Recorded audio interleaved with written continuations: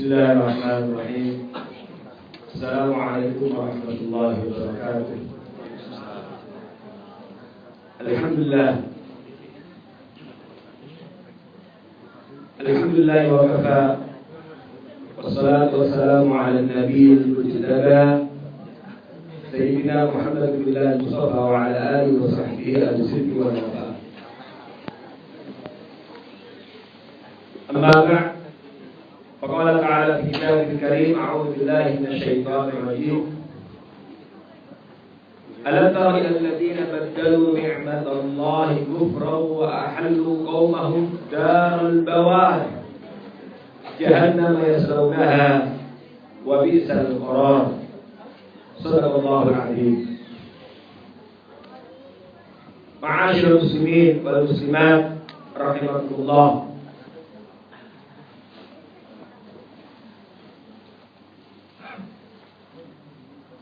Allah Subhanahu wa ta'ala menganugerahkan kepada kita nikmat yang luar biasa banyaknya. Dan kalaulah kita disuruh menghitung nikmat itu, dapatkah kita menghitungnya satu persatu? Tidak akan pernah dapat kita menyelesaikan dan menghitungnya. Kenapa? Saking banyaknya. Itulah yang Allah sampaikan, wa in ta'udhu ni'matallahi la tuhsuha innal insana lazalumun kafar. Jika kalian mau menghitung nikmat Allah, la tuhsuha, kalian tidak akan pernah mampu bisa menghitungnya. Dari sejak kita bangun tadi pagi sampai saat ini, sudah berapa banyak karunia dan nikmat Allah Subhanahu wa ta'ala. Baik berupa kesehatan, sehat walafiat. Dari dalam tubuh kita sendiri ini luar biasa. Seluruh anggota badan kita berfungsi secara normal, ini juga udah nikmat. Tangan kita bisa berfungsi secara normal, nikmat. Kaki, nikmat. Mata bisa melihat, nikmat. Gigi kita bisa mengunyah makanan, nikmat. Bayangkan ada saudara kita yang sakit gigi, diuji dengan sakit gigi luar biasa sakitnya, dan lain sebagainya. Terasa sekali nikmat kesehatan ini kalau kita mengunjungi rumah sakit. Apa yang kita lihat di rumah sakit? Banyak saudara kita yang diuji dengan penyakit. Disitulah kita merasa betapa nikmatus sihah wal afiyah ini luar biasa. Masalahnya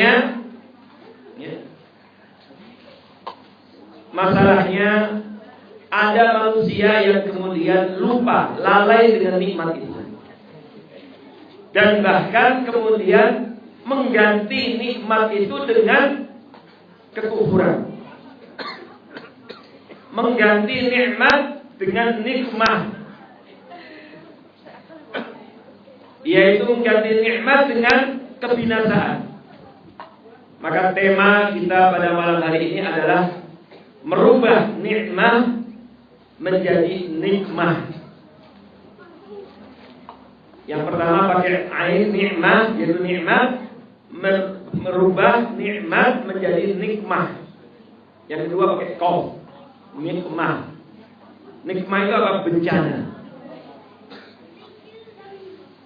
Allah Subhanahu wa ta'ala dalam mukaddimah ayat yang tadi saya baca dan tadi di salat Isya kita baca juga dalam surah Ibrahim, mengingatkan kepada kita, ada manusia yang diberikan nikmat oleh Allah, tapi kemudian dirubah nikmat itu dengan kekufuran. Akhirnya alih-alih dia mendapatkan keberkahan, alih-alih mendapatkan kebahagiaan, malah berubah menjadi celaka, binasa. Maka Allah mengingatkan dalam firman-Nya, alam tara ilal ladzina baddalu ni'matallahi kufra. Tidakkah kalian perhatikan orang-orang yang mengganti, merubah nikmat Allah kufra, nikmat Allah diganti menjadi kekufuran. Sudah diberikan nikmatul iman, tidak disyukuri, malah dirubah menjadi sesuatu yang kufur. Wa a'allu qaumahum darul bawar, dan kemudian menjerumuskan kaumnya, dirinya dan kaumnya ke dalam kebinasaan.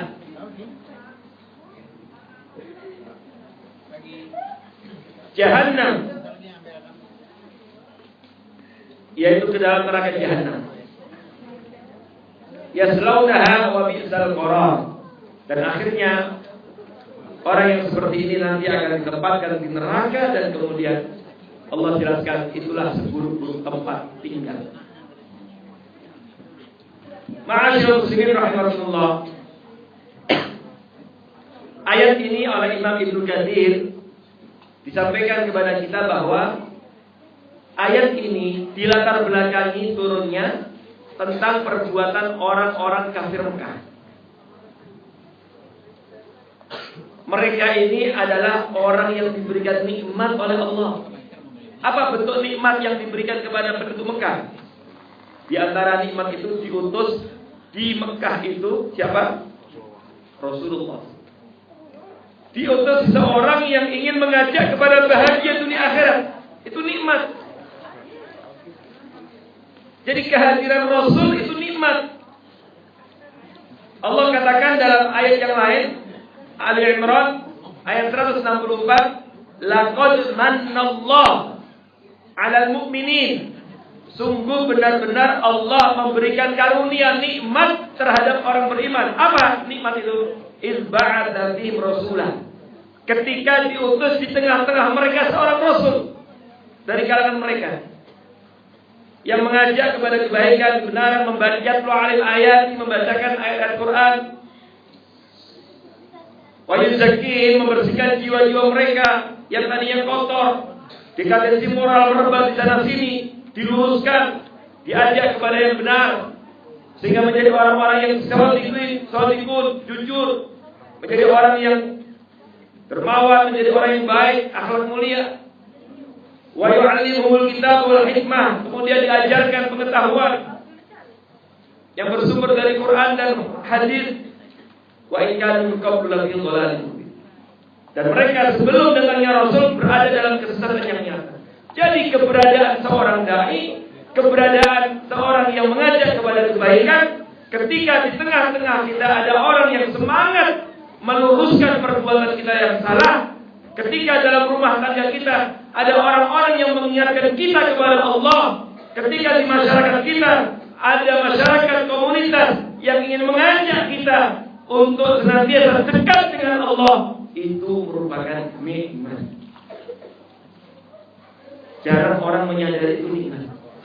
Yang ada kadang-kadang orang usil, ini orang bawa ajaran baru. Dan begitulah Nabi juga diusir. Imam Ibnu Katsir mengutip pendapat ulama lain, ada yang mengatakan ini ayat turun untuk orang-orang munafik. Kenapa? Orang munafik juga sama diberikan nikmat oleh Allah. Hidup menemui Nabi, ketemu Nabi, beriman, bersyahadat, tapi ternyata keimanannya tidak dikelola dengan baik, bahkan dia punya hidden agenda. Senang kalau umat Islam itu hancur, padahal dia sholat, dia berzikir, tetapi ternyata semangatnya bukan ingin memajukan umat, senang dengan program-program yang menghalangi kemajuan umat. Ada lagi yang mengatakan ini turun tentang kabilah lain dan seterusnya. Tidak ada masalah, ini perbedaan pendapat yang variatif. Tetapi ma'asyiral muslimin rahimakumullah, pelajaran penting dari ayat ini adalah bahwa terkadang kita lupa dengan nikmat yang luar biasa karena terbiasa. Karena kita sudah biasa, akhirnya kelihatannya bukan sesuatu yang luar biasa. Bapak-bapak, ibu, punya istri yang salihah, nikmat apa tidak? Bu, bapak dulu. Nikmat, bapak, istri yang salihah. Nikmat. Punya suami yang soleh, nikmat gak Bu? Tuh Pak, jujur ya. Sepakat jalan. Punya anak, nikmat apa tidak? Nikmat. Malam kita bicarakan al-malu wal banuna zina. Anak nikmat, suami nikmat, istri nikmat. Terasa keluarga nikmat. Ya, sebulan di sini nggak ada keluarga terasa. Ya karena apa? Keberadaan istri, anak nikmat. Jadi itu nikmat semuanya. Alhamdulillah punya rumah nikmat, punya keluarga besar nikmat, punya kawan-kawan soleh nikmat, punya komunitas nikmat. Masya Allah. Ini semua nikmat. Allah mudahkan kita nikmat.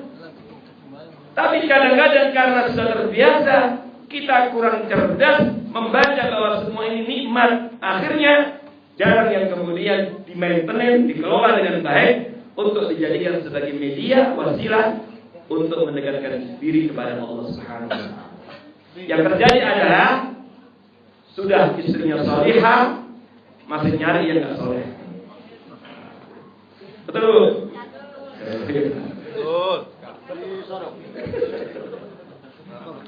Sudah punya keluarga yang masya Allah perhatian. Kadang-kadang Allah berikan nikmat luar biasa. Kadang-kadang begitu, kadang-kadang bapak-bapak godaannya. Masya Allah waktu baru membangun rumah tangga, komitmennya, lagunya adalah langit sebagai atap rumahku dan bumi sebagai lantainya. Tapi begitu sudah Allah dapatkan apa? Dapatkan rumah, lupa saat bersama membangun langit itu. Maksudnya membangun rumahnya. Ketika sudah mulai makmur dikit, makmur akan ada lupa. Nah ini penting Bapak Ibu. Ini dalam konteks kehidupan individu, kehidupan keluarga. Keberadaan anak-anak kita nikmat. Semalam kita bicarakan nikmat itu.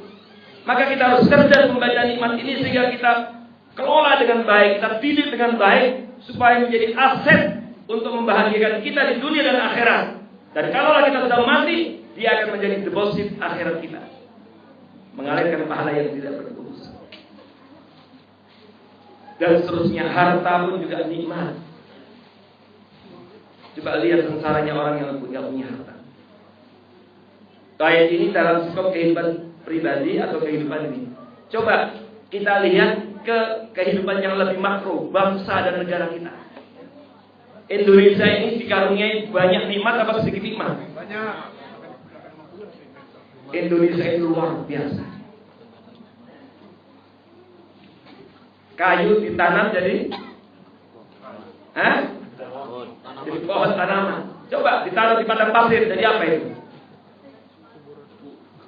Dulu ada seorang rohal, petualang, orang Arab namanya Syekh Tontowi. Dia nulis buku. Dulu Indonesia itu dikenal cuma Jawa. Dia nulis buku dalam bahasa Arab, tulis bahasa apa? Tulisannya begini: Jawa Jannatullah fil ard. Jadi dulu di Indonesia itu orang Arab kenalnya Jawa. Nulis buku apa? Jawa Jannatullah fil ard. Dia keliling negeri Islam. Begitu sampai di Indonesia, di Jawa maksudnya, tahun 50 berapa itu, buku lama sekali. Dia tulis, saking kagumnya dia tulis judulnya Jawa Jannatullah fil ard. Maksudnya Indonesia adalah surga Allah di muka bumi.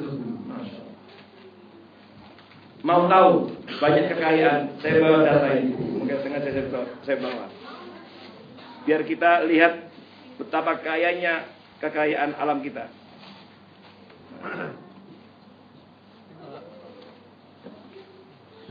Hampir semuanya ya. Ini ada data. Coba bayangkan, harusnya kita menjadi negara yang memimpin dunia. Menurut laporan PricewaterhouseCoopers, negara kita penghasil timah nomor 1 di dunia.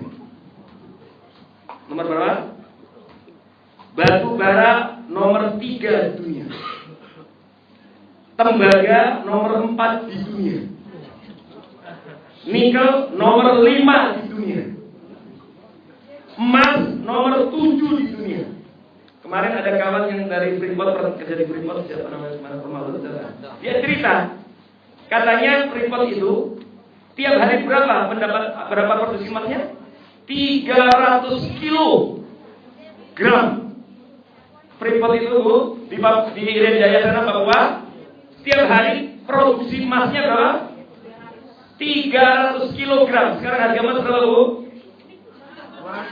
Sekarang 500.000. Kalikan itu sehari itu. Sehari 300 kilogram. Berarti sebulan berapa?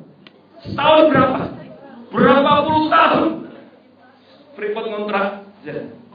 Dan kita hanya dikasih berapa persen? 1%. 300 kilogram. Itu baru emas di Papua, belum emas di Jawa. Mas Jawa. Ayo Mas, ini Mas Anto, Mas Seri, Jawa ini. Berapa berarti? Coba. Kemudian penghasil 80% minyak di Asia Tenggara. Penghasil 35% gas alam cair di dunia. Indonesia diakui sebagai salah satu negara yang terkaya dalam luas hutan dan keanekaragaman hayati. Negeri ini memiliki 515 jenis mamalia. Urutan kedua terbanyak di dunia, hanya kalah tipis dari Brazil, 1-0. Kalah tipis dari Brazil. Memiliki jenis terumbu karang dan ikan laut yang luar biasa. Termasuk 97 jenis ikan karang yang hanya hidup di perairan laut Indonesia. Saya pernah dapat cerita dari orang kelautan. Kenapa banyak orang-orang negeri lain sangat tergiur nyuri ikan di laut Indonesia. Jadi rupanya negeri Indonesia diberikan kekayaan nikmat oleh Allah. Ada ikan itu, dia ketika berkembang masuk ke wilayah Indonesia. Jadi ketika beternak berkembang itu bisanya di perairan Indonesia. Baru setelah itu dia pergi. Dan itu jumlahnya besar. Kemudian memiliki 477 jenis palem terbanyak di dunia. Di samping itu juga memiliki 1.400 jenis ikan air tawar. Hanya dapat disaingi oleh Brazil. Karena beberapa ikan hanya bisa hidup di Indonesia tadi. Sementara yang kita makan baru beberapa jenis ikan. Ibu-ibu selama ini baru masak berapa jenis ikan? Kita punya 1.400 jenis ikan. Kemudian ada 397 jenis burung. 397 jenis burung yang hanya dapat ditemukan di Indonesia. Jadi luar biasa.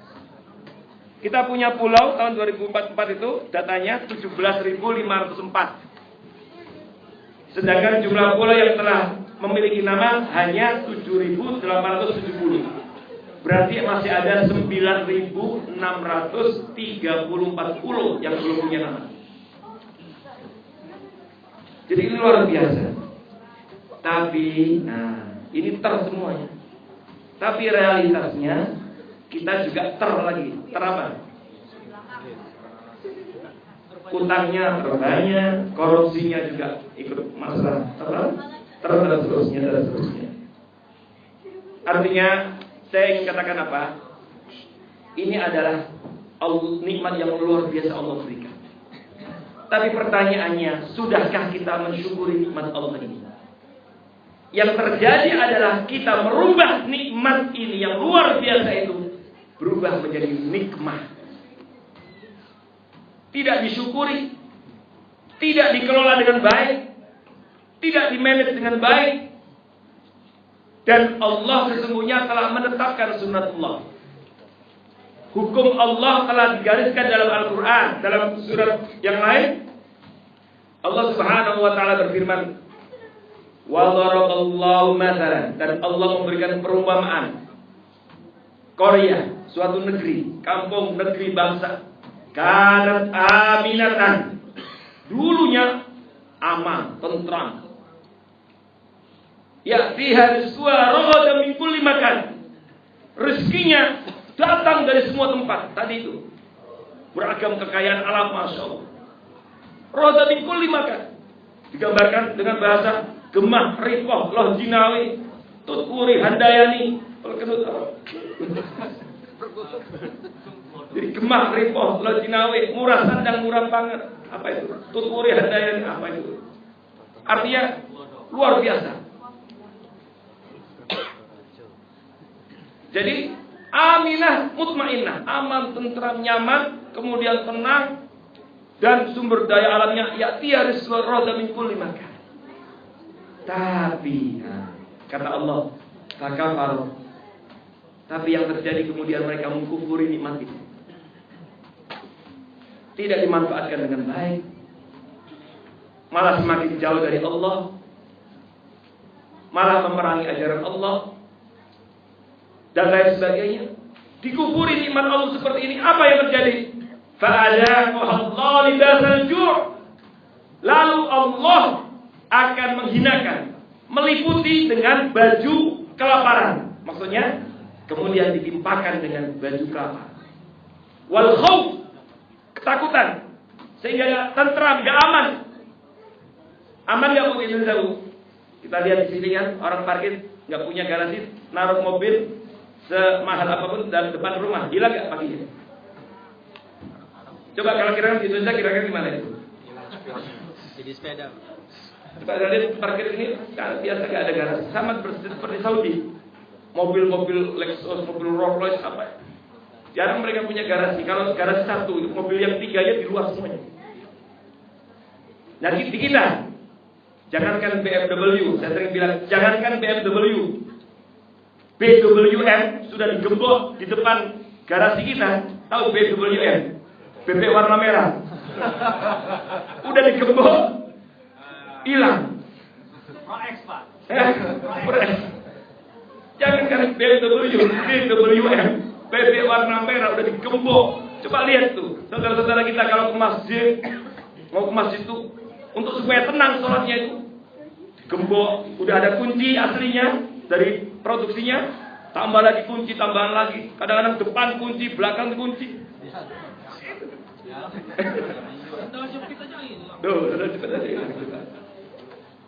Kalau nggak begitu nggak tenang. Dan di beberapa masjid ditulis sih, ingat, bahkan ada masjid yang pernah ngisi, ternyata pintu gerbang utamanya dikunci. Saya kaget, loh, kok dikunci Pak? Ini banyak kejadian motor hilang. Terus naruh, tuh ada jalan kecil katanya. Sengaja dikasih jalan kecil. Subhanallah. Itu ke masjid orang khawatir. Subhanallah. Jadi, fakafarat bi an'amillah. Lalu mereka mengkufuri nikmat Allah. Fa'adhaquhallahu libasal ju' wal khauf bima kanu yasna'un. Akibat perbuatan mereka. Jadi kalau seandainya negeri kita yang kaya raya luar biasa seperti itu, tadi gambarannya sumber daya alam luar biasa, tidak banyak negeri yang lain memiliki seperti itu. Kok kemudian kenyataannya, realitasnya masyarakat kita banyak miskin, banyak utang kita ribuan triliun, kemudian ternyata masyarakat juga belum makmur, belum sejahtera. Di mana kesalahannya? Kurang apa itu? Kurang apa? Kurang ajar pengelolaan. Jadi karena kita memang kurang urus, kurang manajemen, kurang syukurnya. Karena kita mengkufuri nikmat itu. Padahal dulu para pendahulu kita, pelengkap dasar, ya, negeri ini, para pejuang kita yang muslim, mayoritas mereka muslim, terlihat dari mana? Terlihat dari bunyi preambul UUD 45. Apa bunyinya itu? Atas berkat rahmat, bukan Tuhan yang Maha Esa, tapi apa? Atas berkat rahmat Allah. Tercatat tertulis sampai sekarang gak dirubah. Ketika para pendahulu kita menyebutkan atas berkat rahmat Allah, subhanallah, sebuah pengakuan. Ini adalah menunjukkan jati diri yang jelas tentang bangsa kita, bahwa yang memperjuangkan kemerdekaan Indonesia mayoritas adalah umat Islam atas berkat rahmat Allah. Bunyinya Allah gitu. Subhanallah. Jadi ini adalah luar biasa, diperjuangkan dengan darah, dengan ini. Tapi kemudian kita tidak mengelola dengan baik, banyak dikorupsi dan seterusnya, akhirnya rakyat yang kena batunya. Oleh karena itu Bapak-bapak Ibu rahimakumullah, ini pelajaran penting. Sesungguhnya di luar Indonesia kita juga sudah diberikan pelajaran oleh Allah tentang kehancuran Andalusia. Apa? Andalusia. Yang sekarang namanya apa? Spanyol. Sekarang terkenal dengan bolanya. Semua anak kita mengenal pemain-pemain bola Spanyol. Dulu itu Andalusia adalah negeri Muslim. Umat Islam pernah menguasai Andalusia di Spanyol itu. Berapa lama? Tahu berapa lama? 600 tahun. 6 abad umat Islam menguasai, bahkan mendominasi dan menguasai, memimpin, dan bahkan menjadi kiblat ilmu pengetahuan. Dulu orang-orang di dunia kalau ingin belajar ilmu sains, teknologi, ulum kauniyah, termasuk juga ulum diniyah, kemana? Mengirim anaknya ke Andalusia.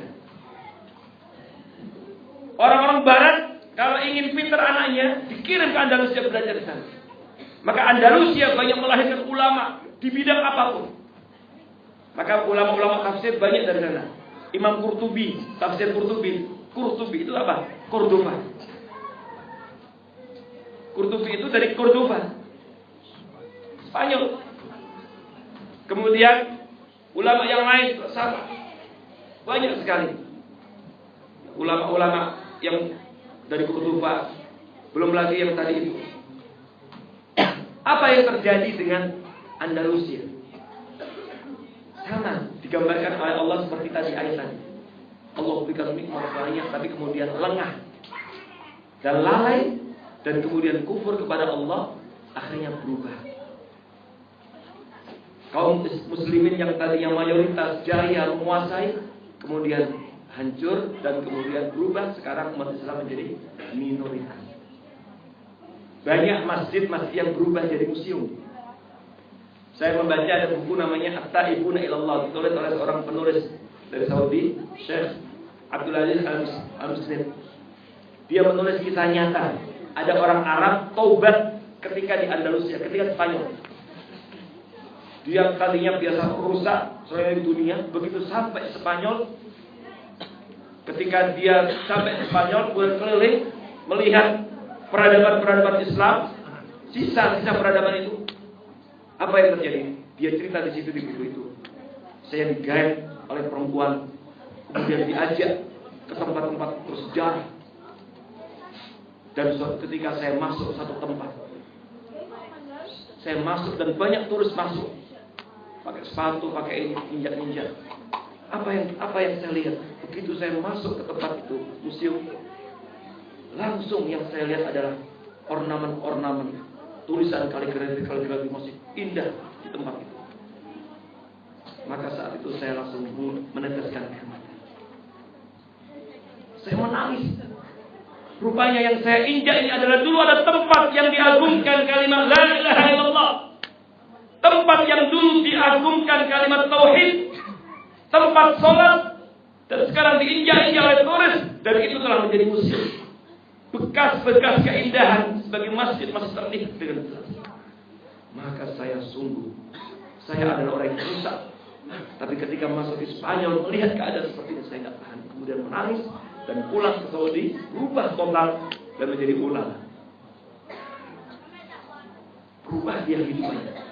Hijrah menjadi orang yang baik, dan bahkan kemudian disitu disebutkan menjadi ulama, tapi tidak disebutkan namanya. Karena itu memuat kisah-kisah nyata. Judul bukunya At-Taibuna Ilallah, orang-orang yang tobat kepada Allah. Jadi dia tobat ketika di Spanyol. Dia keliling banyak negara, biasa rusak, tapi begitu di Spanyol, dia masuk ke satu tempat, dan kemudian dia lihat sisa-sisa keindahan tempat itu sebagai rumah Allah. Masih ada bekas-bekas kaligrafi diabadikan. Dan itu diinjak oleh tulis paha. Dia langsung meneteskan air mata, istighfar, dan dia ingat akan masa kejayaan Spanyol. Bapak-bapak ibu tahu kenapa kemudian Allah menghancurkan Spanyol? Kalau lihat kehidupan para pembesar Spanyol atau Andalusia di akhir-akhir sebelum kehancurannya, adalah wajar kalau kemudian negeri yang seperti itu dihancurkan Allah. Apa yang terjadi? Kebetulan disertasi saya S3 menyinggung juga tentang ini. Ternyata banyak sekali raja-raja, pemimpin-pemimpin yang luar biasa, bejat. Yang namanya Homer itu udah biasa. Negeri Islam. Yang namanya zina itu juga terbuka. Terakhir. Yang namanya khumur itu kayak dijual kayak kacang goreng. Kemudian kumandang azan itu terdengar mulai sayup lama-lama gak terdengar. Masjid indah tapi gak ada orang yang sholat dalamnya. Dan itulah yang terjadi terus akhirnya berlakulah kaidah dalam ayat tadi. Wallahu dalam Korea. Kanat aminah mutmainnah. Ya'tiha rizqan min kulli makan. Fakafarat bi an'amillah, berubah karena kufur dengan nikmat Allah. Berlakulah ayat tadi, alam tara ilal ladzina baddalu ni'matallah kufra. Jadi merubah nikmat dirubah menjadi nikmah. Nikmah itu bencana. Lawan dari nikmat. Nikmah. Kalau nikmat pakai ain itu adalah nikmat karunia. Kalau nikmah itu adalah bencana, malapetaka. Maka merubah nikmat menjadi nikmah. Dan bapak-bapak ibu rahimakumullah, itu hanya bertahan 600 tahun. Tentu kalau kita lihat waktu yang panjang. Pertanyaannya, adakah yang bisa menjamin bahwa Indonesia tidak bisa berubah seperti Andalusia? Coba namanya aja mirip ya. Andalusia, bahasa Arabnya Andalusia. Ini Indonesia. Orang Arab kalau ngomong Indonesia itu Andalusia. Hamzanya di atas. Kalau orang Arab tulis Indonesia. Kalau kita mengatakan Indonesia. Kalau Andalusia mirip malah Indonesia. Apakah ada jaminan dalam Al-Quran, dalam hadis bahwa Indonesia tidak bisa berubah seperti Andalusia? Ada jaminan? Tapi berlaku hukum Allah. Bagaimana warna Indonesia hari ini ke depan dan seterusnya kembali kepada kita. Innallaha la yughayyiru ma biqaumin hatta yughayyiru ma bi anfusihim. Jadi bagaimana warna Indonesia ke depan kembali kepada masyarakatnya, kaum muslimin. Seperti yang terjadi sekarang ini pilpres depan. Gak ada yang cerdas.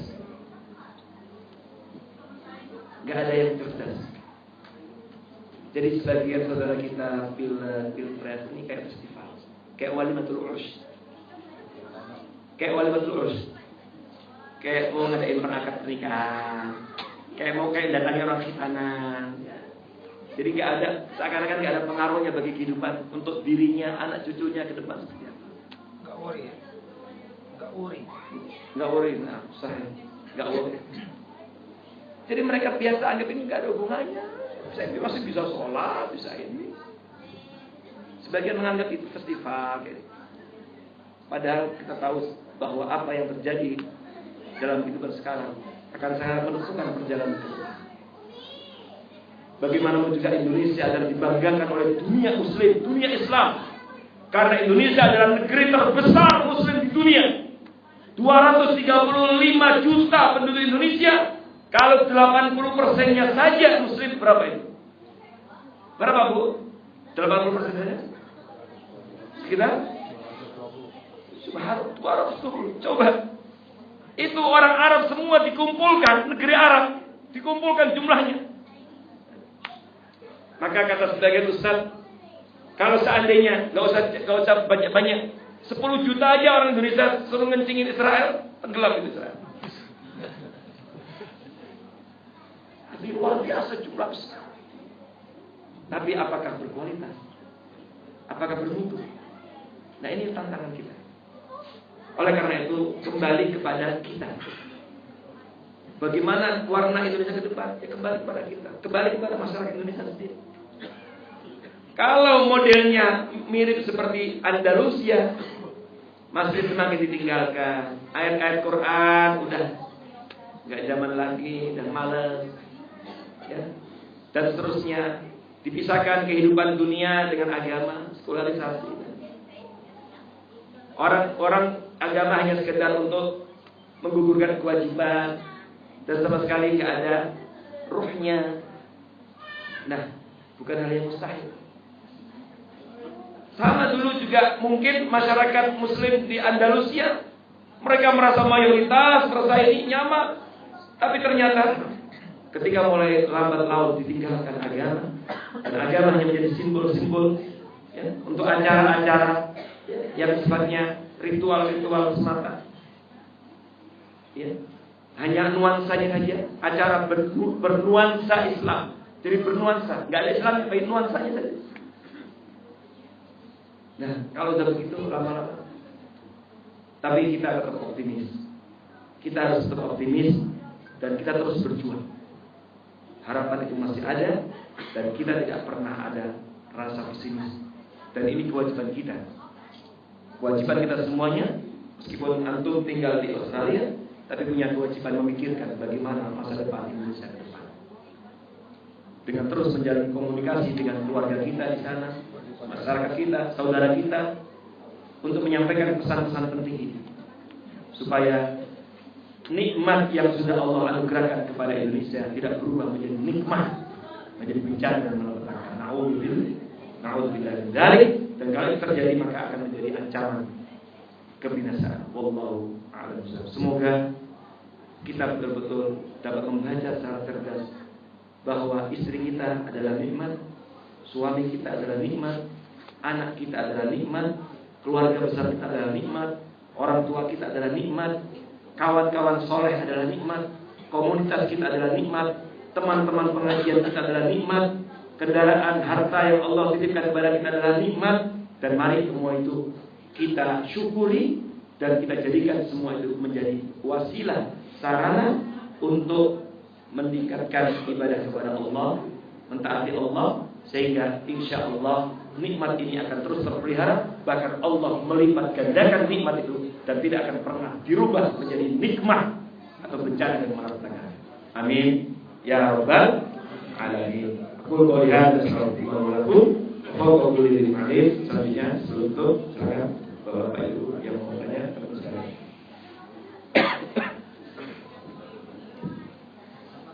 Monggo Bapak Ibu, Bapak. Silakan. Ini Pak.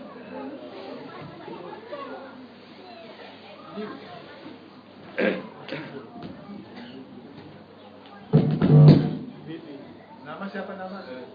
Aduh, nama. Bibi. Apakah di Spanyol itu masih ada orang-orang Islam? Sekarang. Oh. Sudah itu aja. Oh ya, ada, masih ada. Terakhir waktu saya kuliah di Saudi, itu saya ada kawan juga dapat beasiswa dari Spanyol, dari daerah sana. Dia cerita, kami jumlahnya waktu itu saya nggak tahu sekarang, jumlahnya sekitar 5.000 atau 6.000 Islam. Tentu yang sangat minoritas sekali dengan jumlah penduduk berapa juta Spanyol. Coba nanti tanya sama Messi itu, berapa juta itu? Nggak tahu, ada yang tahu berapa juta penduduk Spanyol, tapi jumlahnya sekitar itu. Katanya waktu itu antara dia menyebut angka sekitar 4.000 sampai 5.000-an zaman itu, nggak tahu sekarang. Jadi masih ada, masih tersisa, tapi ya sedikit. Dan itu sudah berubah. Tapi bekas-bekas kejayaan masih ada. Nama-nama jalan itu masih ada. Nama tempat umat Islam. Nama-nama Islam. Kawannya Ustaz itu namanya ada nama-nama Arab. Oh iya, masih ada nama Arab, tapi kemudian dia mirip Turki. Spanyol itu mirip Turki gini. Kayak Turki itu kan Mustafa Kemal Atatürk ketika menghancurkan negara Islamia.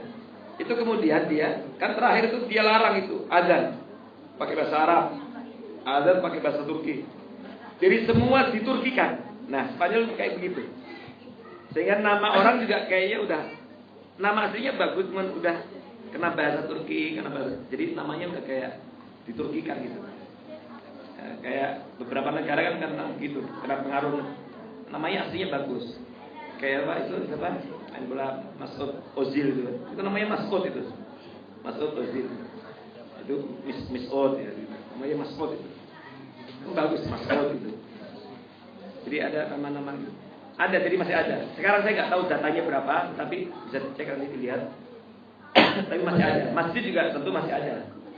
Tetapi mayoritas ya peninggalan umat Islam ya udah bukan di tangan umat Islam lagi.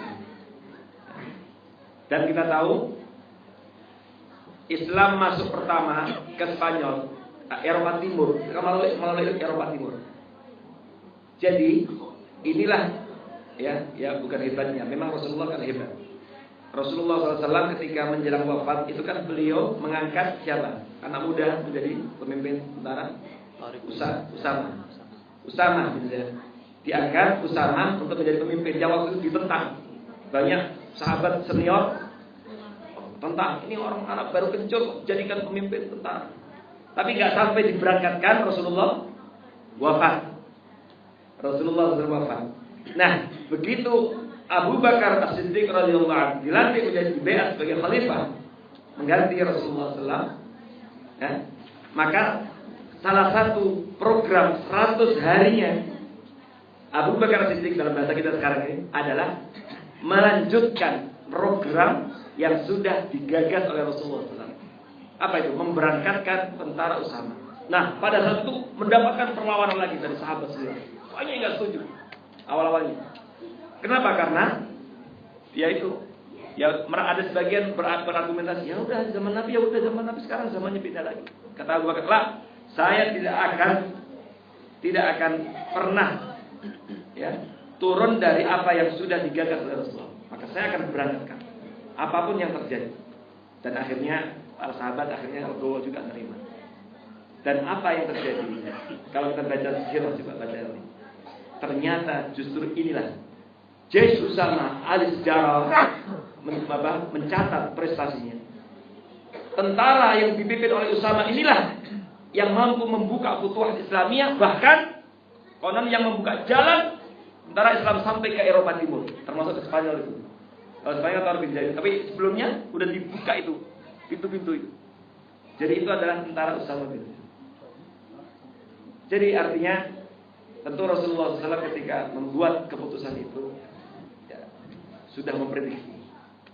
Maka Abu Bakar radhiyallahu anhu sangat percaya dengan kebijakan Nabi itu. Pasti ada sesuatu hikmah di balik itu. Meskipun memang tidak normal. Masa tentara-tentara senior diangkat jenderal dari anak muda. Usama waktu itu umurnya ada yang mengatakan 16-17 tahun. Disuruh mimpin generasi tua atau senior. Ya tentu wajar, secara manusiawi lah. Manusiawi pasti ada omongan, anak baru kencur. Ya, orang kayak bahasa kita kan gitu, kadang meremehkan anak muda. Tapi ternyata subhanallah, Rasulullah SAW ketika mengangkat seseorang tentu, dan betul dia yang punya jasa membuka futuhat-futuhat Islamiyah, termasuk akhirnya tentara Islam sampai ke Eropa Timur. Nah, Eropa Timur itu pintunya diantaranya Spanyol itu sampai ke Eropa. Dan itu mulai lagi terlihat hasilnya pada zaman Khalifah Utsman. Nah, terlihat karena sudah dibuka oleh tentara Usama, sehingga selanjutnya era selanjutnya Sayyidina Umar, kemudian Utsman. Kalau Sayyidina Umar waktu itu dia sempat mengurangi manuver-manuver keluar kebijakannya karena beliau melihat ada sisi yang harus didandani, diperbaiki, konsolidasi internal.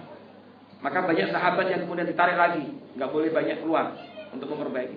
Nah, pada zaman Utsman ditingkatkan lagi manuver itu. Nah, disitulah kemudian jalan yang sudah diraih, futuhat yang sudah diraih oleh Usama itu ditapaki oleh tentara-tentara berikutnya dan akhirnya sampai ke Eropa Timur. Dan Eropa Timur itu pintunya, gerbangnya diantaranya adalah melalui Spanyol itu. Dan setelah berhasil direbut Spanyol, itu baca Muhammad Al-Fatih itu kan. Nah, itu tapi kemudian selama 600 tahun Islam jaya, tapi kemudian akhirnya jatuh. Saya membaca buku itu nggak bisa nggak menangis. Ada buku luar biasa menggambarkan tentang kadang-kadang kita itu nggak kebayang kok bisa ada sebuah negeri Muslim mayoritas pemimpinnya Islam tapi melakukan maksiat, kriminal, kejahatan seperti itu di tengah siang matahari, di tengah siang. Kadang-kadang kita nggak bisa kepikir. Tapi kalau lihat sekarang sebagian pemimpin Islam itu juga ada yang koalisi di belakangnya main Yahudi terus. Baru kemudian ya itulah ujian kekuasaan. Wallahu a'lam. Assalamualaikum Pak. Assalamualaikum. Menurut pendapat saya, walaupun tidak 100%, Indonesia ini tuh 20% atau 30% itu akan bakal terjadi seperti Andalusia. Mudah-mudahan tidak. Ternyata sekarang gejalanya sudah terlihat. Adanya Islam liberalisme, Islam sekuler yang anukan ajaran Islam gitu. Dan kemudian yang puncaknya waktu pemilihan presiden kemarin ini, yang mereka tuh akan merencanakan tidak ada kartu penduduk Islam lagi, dan tidak melakukan syiar Islam diberlakukan kalau Jokowi terpilih jadi presiden. Itu sudah menuju ke sana semuanya. Jadi sekarang ini kesalahan siapa? Yang kedua, saya melihatnya penduduk Indonesia milih mereka itu perlu Islam itu tidak meresap. Ini yang saya lihat. Baik. Jadi ini adalah kegalauan kita semuanya. Kita semuanya galau. Ya ini adalah curhat kita semuanya, perasaan kita semuanya. Dan saya kira itu positif, bagus. Setiap kali kita punya keprihatinan, kegalauan itu harus bagus. Tapi tentu kegalauan dan keprihatinan ini tidak cukup hanya di hati. Tapi kita harus buat aksi. Kita kawal, jangan sampai apa yang dulu sudah digembar-gemborkan itu tidak terjadi. Dan memang ini bedanya, karena kemarin sudah ramai di media sosial dan seterusnya, kemudian dipancing di media banyak yang menentang seperti tadi yang usulan Islam itu. Nah, itu kan muncul, banyak sekali suara-suara. Tapi akhirnya mereka klarifikasi. Jadi rupanya kayaknya dia nyoba mancing gitu, dilempar dulu isu itu. Kira-kira gimana respon? Begitu responnya luar biasa, hero umat masih ini, ditarik lagi, lempar lagi, ini tarik lagi. Nah, isu kayak itu, ya. Kemudian legalisasi pernikahan sama jenis itu juga dimunculkan, ada yang timnya itu munculkan. Kemudian perda syariah, ada yang ngomong enggak itu semua. Jadi sengaja kayak macam-macam. Oleh karena itu, ya kita berkewajiban mengawal. Dan insya Allah di Indonesia orang-orang baik, orang-orang yang punya atensi perhatian besar, ingin memperjuangkan Islam, menjaga Indonesia. Selama masih ada anak-anak kita yang ngaji Al-Quran, orang yang semangat, ibu-ibu yang masih semangat ngaji, bapak-bapak yang semangat memakmurkan rumah Allah, insya Allah. Jadi kalau saya masih optimis, kita harus terus optimis, insya Allah. Apapun yang sudah terjadi ya itulah, itu menunjukkan realitas kondisi masyarakat kita masih seperti itu kualitasnya. Tetapi kita punya kewajiban, karena hasilnya kan kelihatan berapa? Hanya 53%. 70 masih ada 62 juta. 62 juta, separuhnya, hampir separuh masyarakat tidak. Artinya ini kan juga satu aset. Beda ceritanya kalau misalnya dia menang 80%, menang 70%, itu beda. Jadi karena itu ya nggak bisa sembarangan. Dan kita juga insya Allah masih banyak saudara-saudara kita kaum muslimin yang punya ghirah yang sama seperti Bapak juga, yang ada di parlemen juga nanti. Dan juga mahasiswa-mahasiswa kita, mahasiswa, ulama-ulama kita, kita juga di Ikatan Dai Indonesia. Saya aktif di Ikatan Dai Indonesia. Insya Allah kita juga akan siap mengawal. Kita punya 30 perwakilan wilayah di seluruh Indonesia. Itu juga kita akan gunakan juga untuk terus mengawal. Dan insya Allah, artinya kita terus berusaha. Bahwa ada upaya untuk merusak dan seterusnya. Tentu setiap orang pasti punya program. Tetapi kita juga insya Allah punya program. Dan wa makaru wa makarullah, Allahu akbar.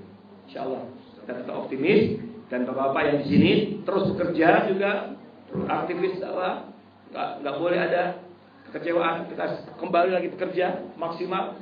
Anak-anak kita kondisikan. Saudara-saudara kita yang belum mengenal Iqra, mari kita kenalkan. Saudara-saudara kita yang belum biasa sholat, mari kita ajak sholat dan seterusnya. Kemudian bantu juga support dengan doa. Nah, doa. Sekarang juga ada sosial media, manfaatkan itu semaksimal mungkin. Twitter, Facebook, manfaatkan itu. Itu juga senjata luar biasa. Itu terlihat sekali efektivitasnya pada kemarin. Luar biasa. Jadi mobilitas itu luar biasa. Pengaruhnya itu luar biasa. Jadi ada keseimbangan, meskipun akhirnya kelihatannya realitasnya seperti itu, tapi jelas sekali perang media, perang iklan, perang Twitter, perang itu luar biasa sekarang ini. Jadi itu juga bisa dimanfaatkan. Jadi antum tetap bisa beraktivitas di sini, terus memberikan perhatian Indonesia, meskipun jauh dari Indonesia di sini, tapi bisa tetap memberikan perhatian. Dan tentu jangan lupa terus menyertakan dalam doa-doa kita untuk kebaikan Indonesia. Untuk kebaikan Indonesia. Jadi selalu disebut dalam doa kita supaya terus didengar. Insya Allah dengan Isra itu Indonesia masih khair insya Allah. Bahkan bukan hal mustahil, menjadi lebih baik lagi, bangkit dari keterpurukan. Nah, Ibu ada Bu?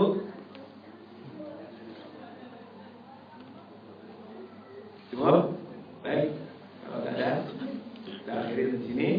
Mudah-mudahan apa yang kita pelajari bermanfaat buat kita semuanya, dan semoga kita semuanya dilindungi oleh Allah Subhanahu wa taala dari perilaku tadi, merubah nikmat menjadi nikmah. Nikmat menjadi nikmah. Ainnya diganti menjadi qaf, jadi lawan. Amin ya rabbal alamin. Qul qawliya sallallahu alaihi wasallam. Mari kita akhiri tutup dengan membaca doa kafaratul majlis. Subhanallahumma wa bihamdika asyhadu an la ilaha illa anta astaghfiruka wa atubu ilaik. Assalamualaikum warahmatullahi wabarakatuh.